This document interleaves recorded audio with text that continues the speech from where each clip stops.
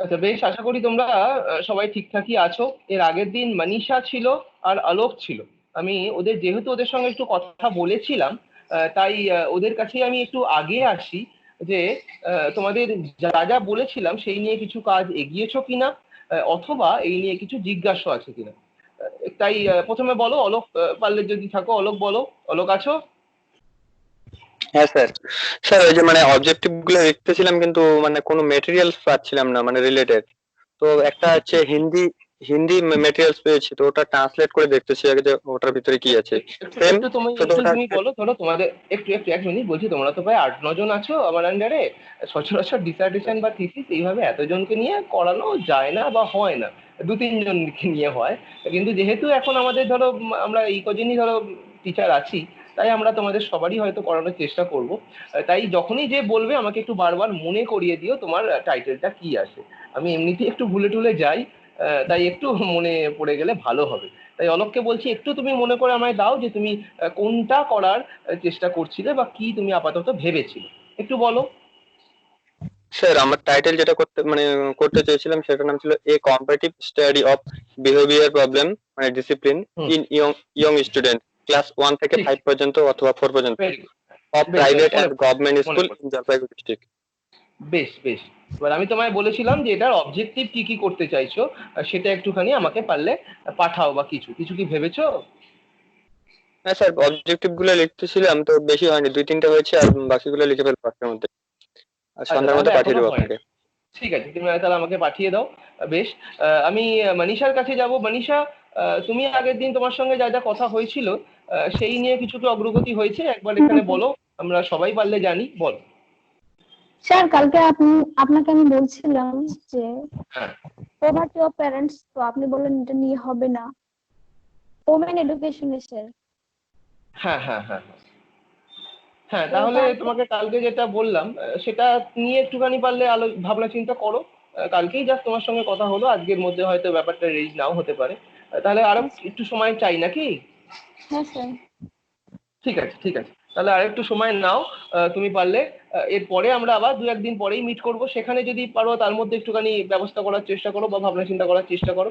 বেশ। হ্যাঁ অলোক স্যার। হলো, মনীষা হলো, তোমরা আরো কয়েকজন যারা আছো আমি এক এক করে তাদের কাছে আসার চেষ্টা করব। একটুখানি বলো কি কাজ এগিয়েছো বা কি নিয়ে করতে চাইছো, যে কোনো একজন বলো, নাম বলে, এবং কি করতে চাইছো। বলো, কে বলবে?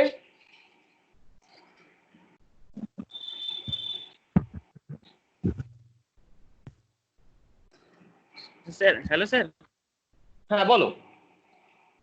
আমি তো সেদিনকে আপনাকে বলেছিলাম, এই হোয়াটসঅ্যাপ বলেছিলাম যে হ্যাঁ impact of student on on health, না, student of hmm impact of hmm. Student on their academic performance. তো কিছু হ্যাঁ অবজেক্টিভ হ্যাঁ গুলো হ্যাঁ আপনাকে বলেছিলাম। হ্যাঁ হ্যাঁ হ্যাঁ, তো তার তুমি পাঠিয়েছিলে, তারপর হ্যাঁ। আর তারপরে আর সেরকম মানে আর কিছু করা হয়নি, ওইটুকুটাই করেছিলাম। আচ্ছা আচ্ছা আচ্ছা আচ্ছা। বেশ বেশ বেশ, ঠিক আছে তাহলে। একটু এগোও, আর একটু এগোও পারলে 2 দিনের মধ্যে আর একটুখানি রেডি করো। অবজেক্টিভের পরে আমাদের ধরো কিছু রিসার্চ কোশ্চেন তৈরি করার দরকার পড়ে, বা হাইপোথেসিস করার দরকার পড়ে। যদি পারো সেই জায়গাটা একটু এগোতে পারো, ঠিক আছে? বেশ। আর কে আছো বলো, আর যদি কিছু বলার থাকে অন্য কেউ। স্যার, আমি রুবাইয়া বলছি। হ্যাঁ রুবাইয়া বলো, আমি দেখতে পাচ্ছি তোমাকে, তুমি আমাকে দেখতে বলছি পাচ্ছো? যে হ্যাঁ, দেখতে পাচ্ছি। বলছি বলো যে বলো, আমি কিছু ভেবেছো? শুরু করিনি আচ্ছা তো ভেবেছি আমি আচ্ছা টপিক আজ থেকে দেখি একটু শুরু করব। আচ্ছা, মানে টপিক কি ভেবেছো সেটা কি আপাতত মানে বলার মতো জায়গায় আছে, বলতে পারবে না না স্যার, আরেকটু বলার সময় মতো লাগবে? জায়গায় নেই, আমার একটু সময় লাগবে। আচ্ছা আচ্ছা, বেশ, তাহলে তোমাকেও একটু সময় দিচ্ছি। ধরো এইভাবেই একটু নিজেদের মধ্যে দেখা সাক্ষাৎ হলে তোমরা একটু আশ্বস্ত হবে, না হলে হয়তো একা বাড়িতে পড়ে আছো। একটু দেখা সাক্ষাৎ হলে তোমরা ভাববে না স্যার আছে। তাই একটু হয়তো কাজটা এগোবে, ঠিক আছে? বেশ, রুবাইয়ার কাছেও ধরো আমি তাহলে 2 দিন পরেই আসছি। কিন্তু পজিটিভলি একটু এগোতে হবে কাজটা। হ্যাঁ, শুধু শুধু ধরো আমরা মানে একটা ভিডিও কনফারেন্সিং করছি, স্কাইপে কল করছি, এটা যেন একেবারে বৃথা না যায়, ঠিক আছে? আচ্ছা, রুবাইয়া হলো, এরা অলোক মনীষা এরা হলো। আর ইয়ে আছো, ওকে দেখতে পাচ্ছি। তুমি কেমন কি করেছো বলো? স্যার এখনো ভাবা হয়নি আমার। কিছুই ভাবনি? না স্যার, আজকে আসলাম তো ফার্স্ট তাই। বোঝো, ভাবতে তো হবে, মানে তোমাদের তো, তোমরা জানো তোমরা লাস্ট সেমিস্টার, তাই মানে সময় তো খুব একটা কিছু পাবে না। 10ই জুনের পর তো এখনো পর্যন্ত যা মনে হচ্ছে ইউনিভার্সিটি খুলে যাবে। যা এখনো পর্যন্ত বলেছে বা সব দিকে শোনা যাচ্ছে, ধরো তার 1 মাসের মধ্যে পরীক্ষা বলছে। তাই এই 1 মাসে ধরো আমরা খুব ব্যস্ত থাকবো, কারণ একসাথে এতগুলো খুলবে, আমাদেরও অনেক কাজ পড়ে থাকবে। তখন আদৌ কতটা কি সময় সুযোগ দিতে পারবো সেটা একটা অসুবিধা।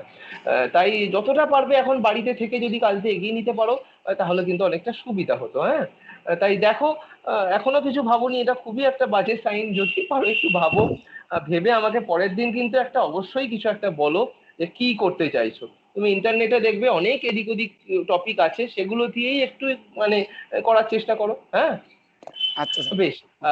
হ্যাঁ, আর কে আছো বলো, যারা আছো আমি একটুখানি দেখি সবাইকে। আর কে কে আছো? অলোকের সঙ্গে কথা হলো, মনীষার সঙ্গে কথা হলো, মোখলাসুর তোমার সঙ্গে কি কথা হলো? রুবাইয়ের হ্যাঁ সঙ্গে স্যার, কথা হলো। বলো তো একটু আগে। হ্যাঁ হ্যাঁ হ্যাঁ, হ্যাঁ সুরজের সঙ্গে কথা হলো। আমার মনে হয় বাসুর সঙ্গেই শুধুমাত্র কথা বাকি আছে। বাসু আছো?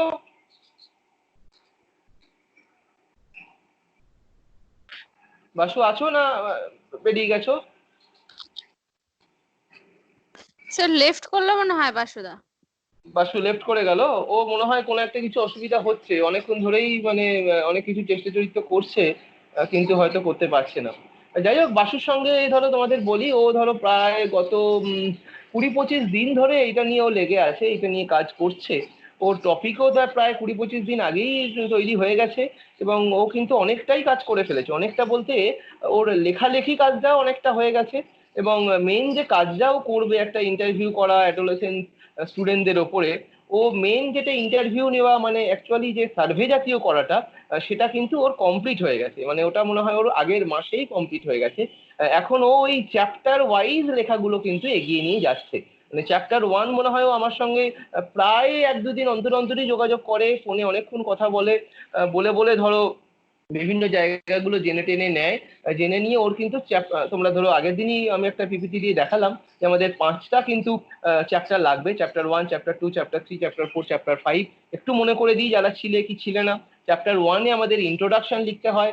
সেখানে কিন্তু গোটা তোমার যে রিসার্চটা করছো তার ইন্ট্রোডাকশন, তার কিছু কনসেপচুয়াল মানে লিটারেচার লিখতে হয়, কিছু অবজেক্টিভ লিখতে হয়, হাইপোথেসিস অথবা রিসার্চ কোশ্চেন লিখতে হয়, ডিলিমিটেশন অফ দ্য স্টাডি লিখতে হয়, এবং দ্য ইম্পর্টেন্ট টার্মস বা অপারেশনাল ডেফিনেশন লিখতে হয়।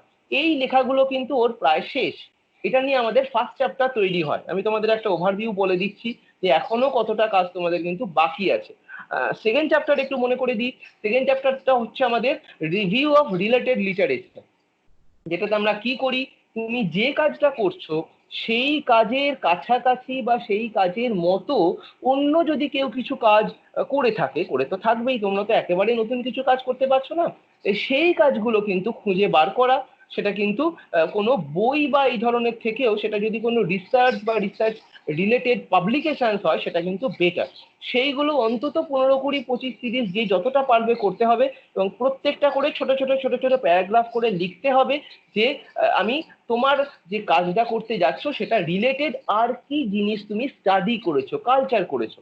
এবং ফাইনালি চ্যাপ্টারটা শেষ হবে এই সবগুলোর একটা সামারি লিখে, যেটাকে আমরা reflective appraisal of the review of related literature বলি। এটা ছিল সেকেন্ড চ্যাপ্টার। থার্ড চ্যাপ্টারে আমাদের খুব একটা ইম্পর্টেন্ট চ্যাপ্টার, সেটা হচ্ছে মেথডোলজি। এখানে আমরা কি করি, যেভাবে গোটা কাজটা করছি তার একটা মেথডোলজি এখানে আমরা প্রেজেন্ট করি। কি মেথডে কাজ করছো, তুমি সার্ভে মেথডে করছো না ইন্টারভিউ মেথডে করছো, এটাতে তোমার টুলস কি লাগছে, আমি যে টেকনিক গুলো বললাম এই টেকনিক গুলো কি লাগছে, টুলসটা কিভাবে তুমি ডেভেলপ করেছো, এবং কিভাবে ডেটা কালেকশন করছো, কিভাবে ডেটা অ্যানালিসিস করছো বা করবে, এই জিনিসগুলো কিন্তু আমরা থার্ড চ্যাপ্টারে লিখি, যেটা হচ্ছে রিসার্চ মেথডোলজি। ফোর্থ চ্যাপ্টারে আমরা লিখি অ্যানালিসিস অ্যান্ড ইন্টারপ্রিটেশন। সেখানে আমরা কি করি না, এই যে আমরা টোটাল কাজটা করলাম সেটা কিভাবে অ্যানালিসিস করব বা করেছি, কিভাবে ইন্টারপ্রেট করেছো বা করে মানে লিখতে হবে, এই গোটা ব্যাপারটা অ্যানালিসিস এবং ইন্টারপ্রিটেশনটা কিন্তু গোটাটাই ফোর্থ চ্যাপ্টারে লিখতে হবে। আর ফার্স্ট এবং লাস্ট এবং ফিফথ যেটা চ্যাপ্টার, সেটাকে আমরা ওই ফাইন্ডিংস, রেজাল্ট অথবা জাস্ট কনক্লুশন বলে একটা চ্যাপ্টার করি। সেখানে তুমি ফাইনালি যা যা ফাইন্ডিংস পেয়েছো ছোট ছোট করে প্যারাগ্রাফ করে বা বুলেট করে সেই ফাইন্ডিংস গুলো লিখতে হয়, এবং সেই ফাইন্ডিংস গুলো নিয়ে একটু ডিসকাশন করতে হয়। মানে তুমি যে বিভিন্ন সেকেন্ড চ্যাপ্টারে রিভিউ লিটারেচার করেছিলে ওইটা থেকে তুমি অন্যেরা যে কাজ করেছে তার সঙ্গে তোমার কাজের মধ্যে কি একটা সম্পর্ক পেলে, এই জিনিসটা কিন্তু ওই ডিসকাশন চ্যাপ্টারে বেশ কিছুটা লিখতে হয়। এবং ফাইনালি সেটার একটা কনক্লুশন লিখে শেষ হয়, এবং তার আগে জাস্ট একটা হেডিং হয়, সেটা হচ্ছে limitations of the study. First চ্যাপ্টারটি ছিল ডিলিমিটেশন অফ দ্য স্টাডি, এখানে হচ্ছে লিমিটেশন অফ দ্য স্টাডি। এই দুটোর মধ্যে পার্থক্য তোমরা আশা করি জানো, সেকেন্ড সেমে হয়তো পড়ে এসছো। ডিলিমিটেশন তো আমি বলে দিই, ডিলিমিটেশন মানে হচ্ছে তুমি গোটা কাজটা কতটা পর্যন্ত কাজ করছো, মানে কোন জায়গায় গিয়ে তুমি থামছো, আর বেশি যে তুমি কাজ করছো না, কতটা পর্যন্ত কাজ করছো, সেটা হচ্ছে আমাদের ডিলিমিট করে দিচ্ছ। আর লিমিটেশন মানে হচ্ছে, যেটা আমরা ফিফথ চ্যাপ্টারে লিখি, তোমার কাজে কি অসুবিধা হয়েছে, তোমার কি অভাব দেখা দিয়েছে, তোমার কি প্রবলেম হয়েছে, এই ব্যাপারটা কিন্তু আমরা লিমিটেশনস বলি। ঠিক আছে? এবং ফাইনালি আরেকটা হেডিং হয়, সেটা হচ্ছে recommendation for the further research. তুমি যে কাজটা করলে সেই কাজটা তুমি রেকমেন্ড আর কি করছো, এটা নিয়ে আর কি করা যেতে পারে, ভবিষ্যতের যারা রিসার্চার আছে তাদের প্রতি তুমি তোমার সাজেশন কি হবে, এই জিনিসগুলো কিন্তু আমাদের হয়। তাই বুঝতেই পারছো, এই এতগুলো কিন্তু হেডিং, এতগুলো জিনিস কিন্তু প্রত্যেকটা চ্যাপ্টারে মানে ছোট ছোট করে হলেও লিখতে হবে। তাই তার আগে তোমাদের কাজটা হওয়া দরকার আছে। তাই আমি তোমাদের সঙ্গে একবার পারলে আরো দুদিন পরে বা একদিন পরেই মিট করছি। তোমরা ইমিডিয়েট কিছু একটা ভাবো, কাজটা করো, করে তারপরে এগুলো কিন্তু লিখে লিখে যাও। আমাদের কিন্তু এইভাবে অনেকগুলো ক্লাস বা অনেকগুলো তোমাদের সঙ্গে আলোচনা করতে হবে, কারণ এখনো প্রায় 1 মাস ধরো বা 20-25 দিন বন্ধ আছে, যতটা সম্ভব এর মধ্যে এগিয়ে নেওয়া যায়। ঠিক আছে? আমি তোমাদের কাছে আরেকবার ফিরবো। আজকে ধরো যা যা আলোচনা করলাম বা তোমরা যা যা জিজ্ঞাসা করলে বা কিছু করলে, কিছু জিজ্ঞাসা থাকলে বা কিছু অসুবিধা থাকলে বলো। আমি যদিও বলছি এটা আমি রেকর্ডিং করে ইউটিউব আপলোড করে দেবো, এটাকে পারলে আরো একবার আমি যে যে কথাগুলো বললাম বা তোমরা যা যা কথাগুলো বললে সেগুলো তোমরা পরে আরো একবার রিভাইন্ড করে শুনতে পারো, দেখতে পারো, যাতে তোমাদের সুবিধা হয়। ঠিক আছে? তবুও আরেকবার জিজ্ঞেস করি, কিছু অসুবিধা বা কিছু জিজ্ঞাসা থাকলে আমায় জিজ্ঞেস করতে পারো। স্যার, হ্যাঁ বলো। বলছিলাম যে লিটারেসি রিভিউর ক্ষেত্রে যে মানে আমরা যে রিলেটেড আর্টিকেল গুলো কিংবা হচ্ছে কোনো পেপার পড়বো, সেগুলো শুধু নাম লিখতে হবে না, না ওখানে কি বলতে চাইছে ওটাও লিখতে হবে? না, আমি তোমাদের বলি, এখানে ধরো আমাদের ছোট ছোট করে লিখতে হয়, খুব বেশি তো বড় করা যায় না, কারণ তোমরা ধরো মাস্টার্সের একটা ডিসার্টেশন করছো। এটা যখন আমরা পিএইচডি বা আরো কিছু করি তখন কিন্তু এক একটা রিভিউ রিলেটেড মানে রিলেটেড লিটারেচার প্রায় 8 পাতা বা 1 পাতা পর্যন্ত লিখতে হয়। ওখানে তোমাদের কি করতে হবে একটুখানি জাস্ট বলে দিই। যে কোনো ধরো একটা তুমি তোমার রিলেটেড রিসার্চ পাবলিকেশন কিছু পেলে, প্রথমত যেটা করবে, ওইটা তুমি কোথা থেকে পাচ্ছ, সেই রিসার্চ পাবলিকেশনটা মানে বইটা বা কত সালে স্থাপিত ওটা ছাপা হয়েছে, সেই রিলেটেড সমস্ত ডকুমেন্ট কিন্তু খুব সুন্দর করে রেখে দেবে। কার লেখা, সেই আর্টিকেলটার নাম কি, কোথায় পাবলিকেশন হয়েছে, কত সালে পাবলিকেশন হয়েছে, কোথা থেকে পাবলিকেশন হয়েছে, এটাকে আমরা রেফারেন্স করতে কিন্তু খুব বেশি করে দরকার পড়বে। রেফারেন্স না দিলে কিন্তু এগুলো হবে না। তো এটা গেল আলাদা ব্যাপার। আর ভেতরে তুমি যেটা প্রশ্ন করলে লিখতে হবে, সেটা হচ্ছে ওনার নাম লিখবো আমরা আগে, যে কে করছে, ঠিক তারপরেই ব্র্যাকেটে কত সালে উনি করেছেন লিখবো, দিয়ে একটা প্যারাগ্রাফ লিখবো। প্যারাগ্রাফে কি লেখা হবে, উনি কি নিয়ে কাজ করেছেন, কাদের ওপর কাজ করেছেন, কি রেজাল্ট পেয়েছেন। মোটামুটি এই জাস্ট 3-4টে জিনিস হতে পারে। যদি আরেকটু ভালো হয়, উনি কি অবজেক্টিভ নিয়ে কাজ করেছিলেন, কি রিসার্চ কোশ্চেন ছিল, এগুলো দিতে পারো। কিন্তু মোটামুটি দেখবে এক একটা, ওই ধরো আমি প্রায় বললাম 20-30টা করতে হবে, এক একটা যেন ওই 7-8 লাইনের বেশি না হয়। এর বেশি কিন্তু দরকার নেই করার। প্রত্যেকটা ছোট ছোট করে 7-8 লাইন করে তৈরি করবে। ওর ভেতরে উনি কোথায় কাজ করেছেন, ওনার টাইটেল কি ছিল এটা বলতে পারো, কাদের উপর কাজ করেছেন, উনি কি রেজাল্ট পেয়েছেন। ঠিক আছে? এই কটা জিনিসই কিন্তু রিভিউ অফ রিলেটেড লিটারেচারে প্রত্যেকটায় আলাদা আলাদা করে ছোট ছোট করে লিখে লিখে যেতে হবে। ফাইনালি পরে কিন্তু ওটার একটা আমাদের সামারিও করতে হবে, মানে তুমি আলটিমেটলি এতগুলো রিভিউ করে কি বুঝলে, কি পেলে, সেটা কিন্তু লিখতে হবে। ঠিক আছে?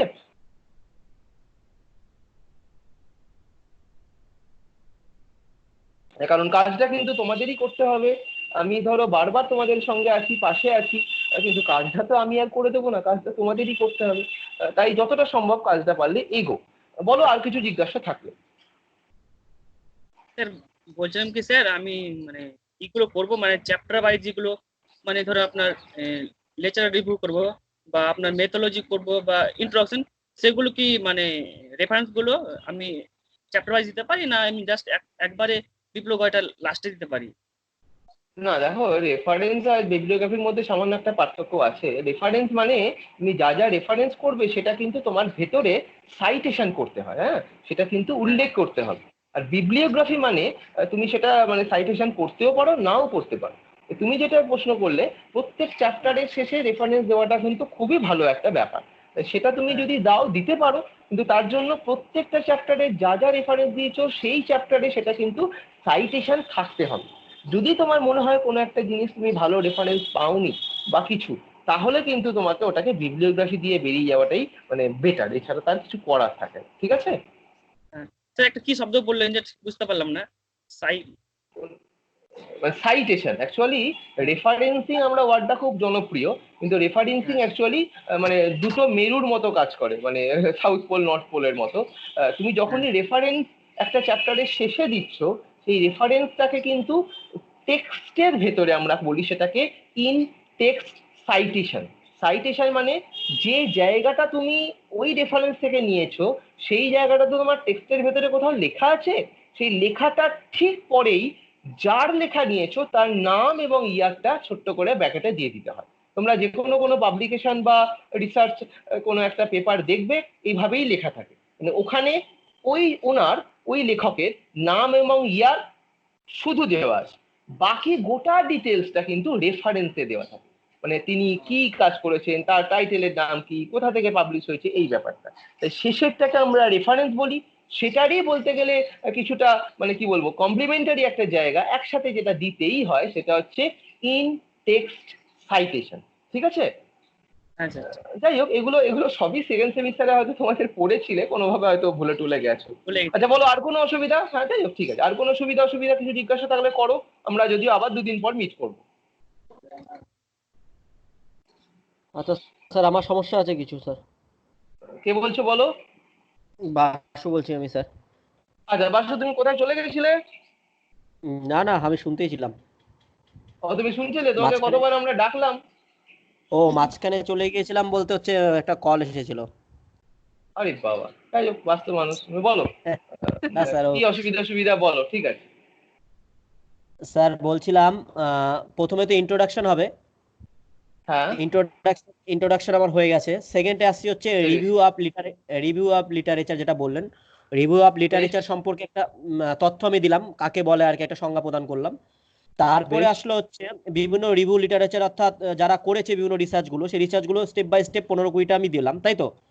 বেশ বেশ এবার আপনি বলেছিলেন একটা ইন্ডিয়ান কনটেক্সটে যারা করেছিল তাদেরটা দেবে একটা হেডিং করে, আর একটা যারা ফরেনার বা হচ্ছে যারা বিদেশি ছিল অ্যাব্রড যারা করেছে তাদেরটা আলাদা হেডিং করে তাদেরগুলো দেবে হ্যাঁ, পরপর। দুটো ভাগ করে দিলে বেটার হয়। ঠিক। হ্যাঁ। আর এইবার এইবার হচ্ছে আমি ধরুন একটা রিসার্চ আমি তুলে নিলাম, কেউ একজন অ্যাডালসেন্স নিয়ে একটা কোনো রিসার্চ করেছে, কথার কথা বলছি। তাহলে আমি ওখানে প্রথমে দিলাম ইন্ডিয়ান কনটেক্সে, যেটা টাইটেলটা আপনি এর আগের দিন বলেছিলেন, একটু আরেকবার একটু বললে ভালো হয়। টাইটেলটা কি বলেছিলেন ইন্ডিয়ান কনটেক্সে? যেটা ইন্ডিয়ান, না, আমি তাহলে বলেছিলাম রিভিউ অফ রিলেটেড লিটারেচার, তুমি বলে হেডিংই করো, ওর আন্ডার একটা সাব হেডিং করে দিতে পারো যে ইন্ডিয়ান কনটেক্সট, এইভাবে। হ্যাঁ হ্যাঁ, বা ইন্ডিয়ান হ্যাঁ অথার, এইভাবে। এগুলোর কোনো তেমন বাধা করার নিয়ম নেই তো, এইভাবে একটা বলতে পারো ইন্ডিয়ান কনটেক্সট বা রিভিউ অফ এবার রিলেটেড লিটারেচার ইন ইন্ডিয়া। আচ্ছা, এটা করে নিলাম। করার পর আমি আরেকটা এই হবে, হ্যাঁ, হ্যাঁ বলুন বলুন। আর একটা হবে এই review of related literature in abroad বা আউটসাইড ইন্ডিয়া। মানে তুমি যতগুলো রিভিউ লিটারেচার করেছো, ধরো আমি কথায় কথায় বলছি 30টা করেছো, তার মধ্যে তুমি গুনে এদিক ওদিক করে দেখলে না গোটা 12টা মতো ইন্ডিয়ার হচ্ছে, 18টা মতো বিদেশের হচ্ছে। এটাকে ভাগ করে নিলে ব্যাপারটাকে দেখতে সুবিধা হয়, ভালোও লাগে। এবার তুমি বলো কি জানতে চাইছো। এইবার ধরুন আমি ইন্ডিয়ান কনটেক্সে যে কটা করছি, সেখানে আমি এ নাম্বার দিয়ে ধরুন একটা প্রথমে এ নাম্বার দিয়ে লিখলাম, অর্থাৎ কে করেছে, তাদের নাম এবং তারা কোন বিষয়ের উপরে করেছে, বিষয়টা আর কি। এগুলো কি পরপর একসঙ্গে একটা প্যারার মধ্যেই করব, নাকি এগুলো আবার পয়েন্ট আউট করে করে করতে হবে? যে ধরলাম তিনি এই টাইটেল নিয়েছে, টাইটেলের নাম দিলাম, তারপর ইনি হচ্ছে করেছে, এর অথর দিলাম, অথর একটা পয়েন্ট, দুজন নাম দিলাম, তারপর উনি হচ্ছে কতজনের মধ্যে রিসার্চটা করেছে সে সম্পর্কে একটু অবজেক্টিভ বা ফাইন্ডিংটা দিলাম, দিয়ে এরকম এরকম করে করে এরকম 15-20টা করবো, না হচ্ছে টোটাল একটা রিসার্চটাকে টোটালটাকে ঢালা 4-5 লাইনের মধ্যে টোটালটাকে ইনক্লুড করে করবো 1 নাম্বার 2 নাম্বার দিয়ে দিয়ে? না, আমি তোমাকে ধরো প্রথমত ধরো এর আগের দিনই কালকেই তোমার সঙ্গে ফোনে কথা হলো, যেটা তোমায় বললাম রিভিউ অফ রিলেটেড লিটারেচারের দুটো অ্যাসপেক্ট আছে। একটা হচ্ছে ওই 30টা প্রত্যেকটা আলাদা আলাদা প্যারাগ্রাফ করে করতে হবে। তুমি এক্ষুনি হয়তো লেফট করে গেছিলে, শুনতে পাওনি। আলাদা আলাদা প্যারাগ্রাফ করে করতে হবে। সেখানে প্রত্যেকটা প্যারাগ্রাফ মোটামুটি 7-8 লাইনের বেশি করার দরকার নেই। এইখানে এই যে 7-8 লাইনের মধ্যে তুমি কি লিখবে, ওনার যিনি করছেন তার নাম ব্র্যাকেটে, নামও দিই না আমরা, তার টাইটেলটা দিই, ঠিক আছে? ধরো বাসু সাহা, তোমার সাহা ব্র্যাকেটে 2020 ব্র্যাকেট ক্লোজ। এই বাসু সাহা 2020 এটা বোল্ড করে দাও, দিয়ে গোটা তুমি লিখতে শুরু করো যে সাহা হাজ ডান এত, সাহা হাজ ডান, এইভাবে যা শুরু হবে। এর ভেতরে কি লিখবে আমি আবার বলি, যে উনি কি কাজ করেছেন, ওনার যদি টাইটেল পাও টাইটেল, ওনার অবজেক্টিভ কি ছিল, কি রেজাল্ট পেয়েছেন, কাদের উপর কাজ করছেন, এই জাতগুলো নিয়ে 7-8-10 লাইনের বেশি কোনোভাবেই করার দরকার নেই। এই জিনিসটা ছোট ছোট ছোট ছোট প্যারাগ্রাফ করে, যদি 15 জনের 15টা প্যারাগ্রাফ হবে, 20 জনের 20টা প্যারাগ্রাফ হবে, 30 জনের 30টা প্যারাগ্রাফ হবে। এটা হলো একটা দিক। এরপরে যেটা আমি তোমাদের কালকেই তোমার সঙ্গেও বলেছিলাম, এদের সবাইকে একটু আগেও বললাম, যে এটার একটা সামারি লিখতে হবে, যেটাকে আমরা বলি reflective appraisal of the review of related literature. এখানে কিন্তু ওই 30 জনেরই কথা একটু একটু করে লিখে লিখে যেতে হবে। এখানে কিন্তু এত গাদা লেখার দরকার নেই। ওনার নাম ধরে উনি কি রেজাল্ট পেয়েছেন সেটা খালি বলে বলে বেরিয়ে যাও, এবং সবটা মিলিয়ে হয়তো এটা গোটা 30টা লাইন হবে, ঠিক আছে? গোটা রিফ্লেকটিভ অ্যানালিসিসটাই হয়তো গোটা 30টা লাইন হবে।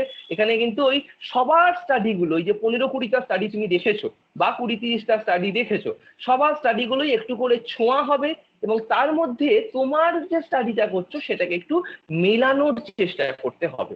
এটাকেই আমি বলছি reflective appraisal of the review of related literature. বুঝতে পেরেছো? তুমি কি তোমার উত্তর পেয়েছো?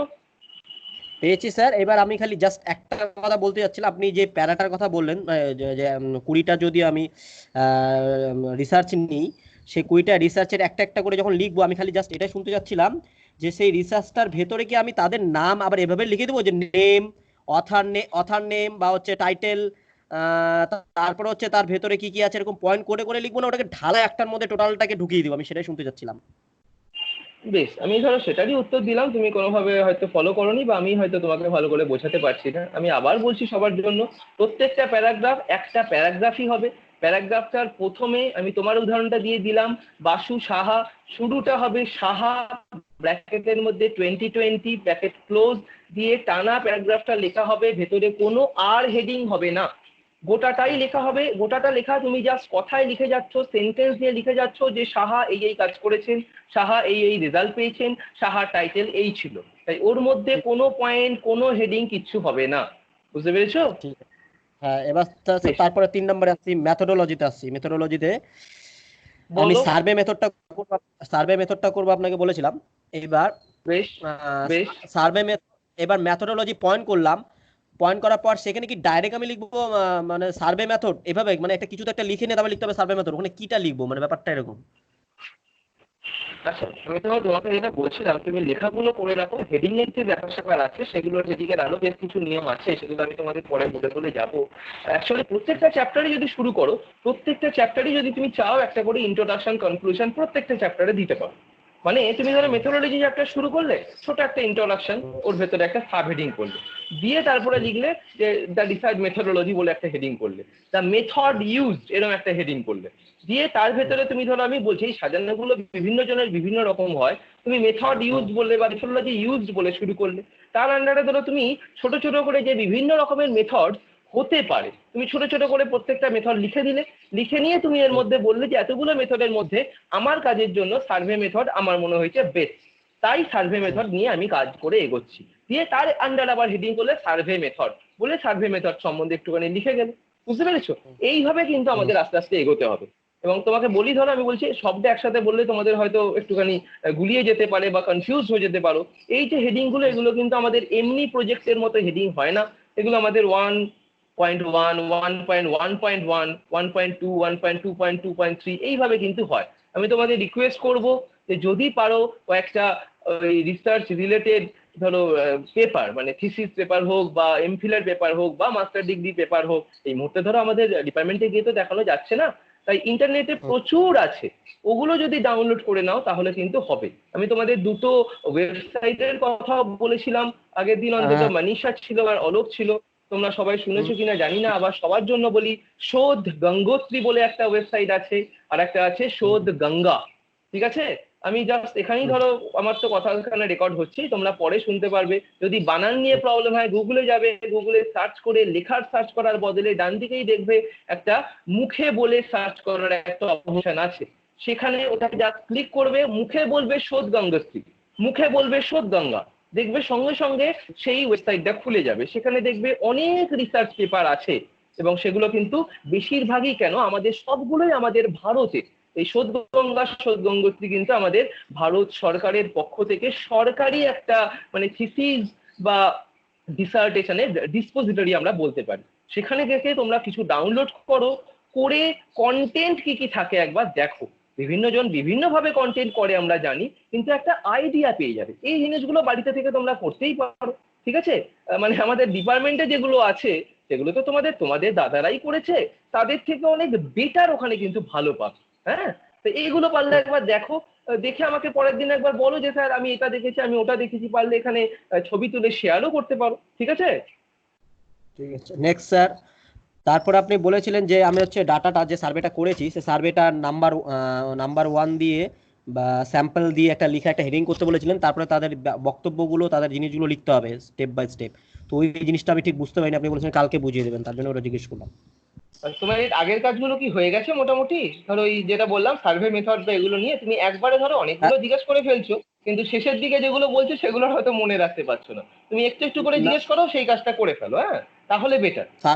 সার্ভে মেথড কাকে বলে ওটা লেখা হয়েছে, মেথোডোলজি একটা ইন্ট্রোডাকশন আমি জোগাড় করেছি। আর হচ্ছে আপনি যেটা নতুন বললেন যে হচ্ছে হ্যালো বাসু, তোমার কথা শোনা যাচ্ছে না। হ্যাঁ বলো, তুমি কোনোভাবে হয়তো সুইচটা একটু এদিক ওদিক হয়ে যাচ্ছে, পজ হয়ে যাচ্ছে, আমি এখানে যতদূর দেখতে পাচ্ছি। যাই হোক, বলো, এবার শুনতে পাচ্ছি।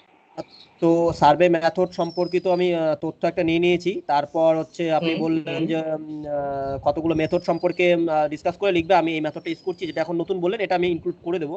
কিন্তু এবার আমি ছকটা করতে চাচ্ছিলাম, ছকটা মানে হচ্ছে যেটা বলেছেন স্টুডেন্টদের যে যেটা বলেছিলাম, হ্যাঁ হ্যাঁ বলছি, আমি তোমাকে যেটা বলেছিলাম যে তুমি যাদের উপর কাজ করেছো সেটার অ্যাকচুয়ালি এটার আমাদের একটা হেডিং হয় population and sample of the study.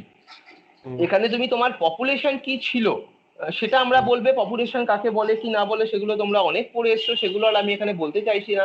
Sample কি ছিল সেটাও একটু বলবে, এবং সেই স্যাম্পলগুলো কেন বেছে নিয়েছো তার যে একটা স্ট্রাকচার, সেই স্ট্রাকচারটা একটা টেবিল করে বলতে হবে। যে তুমি কাদের কাছে গেছো, তারা মোটামুটি কোন স্কুলে পড়ে, তাদের বয়স কত, মানে যা তোমার স্যাম্পল যারা ছিল তাদের একটা ডেটা তোমাকে এখানে প্রডিউস করতে হবে। সেটাকে আমরা বলছি population and sample of the study. এখানে তুমি কোন ধরনের স্যাম্পলিং ইউজ করেছো, র্যান্ডম স্যাম্পলিং নাকি পারপাসিভ স্যাম্পলিং নাকি ক্লাস স্যাম্পলিং বা স্নোবল স্যাম্পলিং, তোমরা তো অনেক রকমের এগুলো সবই বিএড বলছি, পিজি সেকেন্ডে পড়ে এসছো, তাই ওইগুলো একটু কিন্তু এখানে লিখতে হবে। ঠিক আছে, আর হচ্ছে আর মানে স্টুডেন্টগুলোর কোনো ডাটা লিখতে হবে না ওখানে, তাই তো? আমি তো স্টুডেন্টদেরই ডাটা লিখতে বললাম, তাছাড়া কার ডাটা লিখবে বলো? আর আপনি একটা বলেছিলেন ডেলিমিনেশন আর এমার্জেন্সি অফ প্রবলেম, এই যে পয়েন্টগুলো বলে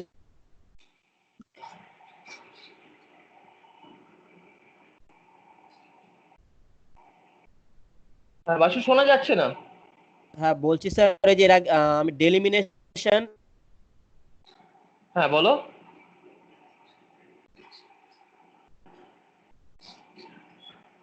কি অসুবিধা হচ্ছে বলো বাসু? তোমার মিউট পাচ্ছি আমি, তোমার কথা শোনা যাচ্ছে না।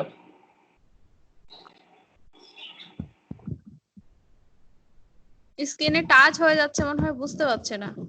আমার মনে হয় ও কোনোভাবে একটা মানে মিউট করে ফেলছে বা কিছু। আমি তোমাদের রিকোয়েস্ট করবো, আমি 2-3 দিন অন্তর একটা করে ক্লাস নেব। তোমরা নিজেদের মধ্যে যদি পারো মানে এই টাইপেটা একটুখানি বোঝার জন্য নিজেরা একটু নিজেদের মধ্যে আলোচনা করতে পারো। ক্লাসেও তো মানে বক তো করোই আমরা ক্লাসে যাওয়ার আগে, তাই না? তাই নিজেদের মধ্যে একটুখানি যদি কল বা কথাবার্তা বলো, তাহলে কিন্তু এগুলো সম্বন্ধে একটু মানে সড়গড় হয়ে যাবে। আমরা হয়ে যাচ্ছি কারণ শুধু তোমাদের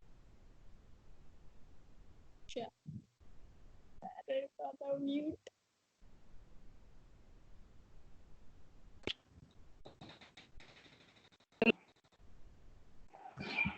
আচ্ছা আমি বলছি ধরো আমার ইয়েটাও হয়তো কেউ মিউট করে দিচ্ছিল বা কিছু। বাসু আমি শোনা যাচ্ছে তুমি বলছি অন্য কোনো কাজ কিছু বা কারিগরি করার দরকার নেই। তুমি জাস্ট যা বলার আমাকে বলো, বেশি স্ক্রিনটাকে নিয়ে কাজ করার কিছু দরকার নেই। হ্যাঁ মানে সবটা তো জানো না, তাই গন্ডগোল করে ফেলছো হয়তো। না স্যার, নেটওয়ার্ক ডিস্টার্ব হচ্ছে, নেটওয়ার্ক চলে যাচ্ছে আমার বারে বারে। আচ্ছা আচ্ছা বেশ, তাহলে ছেড়ে দাও। তোমাকে যতটুকু আমি কাজ বললাম সেই কাজটা করো। আমরা আবার দুদিন পরে তো আসছি, তুমি তো একদিনেই দুদিনের মধ্যে সবটা করে ফেলতে পারবে না। এর পরের কাজটা আমরা ঠিক আছে, পরের দিন তোমার সঙ্গে একবার আলোচনা করবো, সবাই পারলে একটু শুনবে। হ্যাঁ ঠিক আছে। ঠিক আছে, তাহলে সবার কাছ থেকে আমি বলছি আপাতত তোমাদের প্রত্যেককে যা যা বললাম, তোমরা যারা যারা অন্তত এখন ইয়েতে ছিলে, যদি এখনো কেউ না থাকো হোয়াটসঅ্যাপে যারা রয়েছে তাদেরকে বলো একটু ইনক্লুড হয়ে যেতে, তাহলে কিন্তু সুবিধা হবে। তাই তোমরা যা যা কাজ বললে করবে। আবার আমি পরশু কি তরশু আর একটা দিন দেখছি, আমি পারলে তোমাদের গ্রুপেই এখানে বলে দেবো, হোয়াটসঅ্যাপেও পারলে জানানোর চেষ্টা করবো। এরপরে তোমাদের কতটা কি অগ্রগতি হলো আমাকে একবার রিপোর্ট করবে, ঠিক আছে? তাহলে আজকে এতক্ষণই রইলো। আর কিছু জিজ্ঞাসা কারো কিছু নেই তো? না স্যার। বেশ, তাহলে এতখানি রইলো।